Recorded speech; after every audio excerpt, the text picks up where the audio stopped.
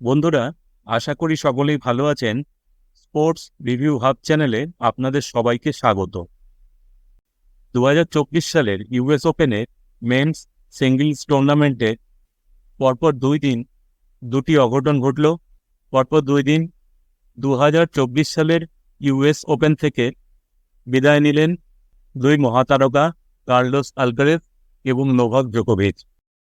US ওপেনের দ্বিতীয় রাউন্ডে হেরে গেলেন তৃতীয় বাছাই কার্লোস আলকারেজকে পরাস্ত করলেন নেদারল্যান্ডসের বোটিক ভ্যান ডি জানশুক। ম্যাচের ফল বোটিক ভ্যান ডি জানশুকের পক্ষে 6-1, 7-5, 6-4। এর পরের দিনই পরাস্ত হলেন সিঙ্গলসে সব থেকে বেশি গ্র্যান্ডস্লাম জয়ী মহাতারকা নোভাক জোকোভিচ। তৃতীয় রাউন্ডের ম্যাচে তাকে পরাস্ত করলেন অস্ট্রেলিয়ার অ্যালেক্সি পপিরিনের পক্ষে ম্যাচের ফল 6-4, 6-4, 2-6, 6-4। 2022 সালের ইউএস ওপেনে চ্যাম্পিয়ন হয়েছিলেন কার্লোস আলকারেজ, আর 2023 সালের ইউএস ওপেনে চ্যাম্পিয়ন হয়েছিলেন নোভাক জোকোভিচ।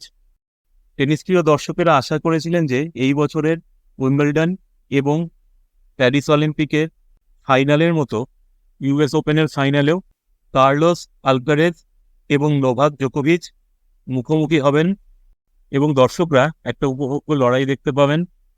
কিন্তু এই অঘটনের ইউএস ওপেনে পরপর 2 দিন 2 মহাতারকার বিদায়, সেটি এইবারের ইউএস ওপেনে দেখা যাবে না। এই মুহূর্তে ইউএস ওপেন জয়ী খেলোয়াড়দের মধ্যে একমাত্র রাশিয়ার দানিল মেদভেডেভই এখনো পর্যন্ত এই প্রতিযোগিতায় টিকে আছেন। তিনি যদি শেষ অবধি এই টুর্নামেন্টটি না জিততে পারেন, তাহলে 2024 সালের ইউএস ওপেনে মেন সিঙ্গলস ইভেন্টে আমরা একজন নতুন চ্যাম্পিয়ন দেখতে পাব। আশা করি আজকের ভিডিওটি আপনাদের ভালো লেগেছে। ভিডিওটি শেষ অবধি দেখার জন্য আপনাদের সবাইকে আন্তরিক ধন্যবাদ।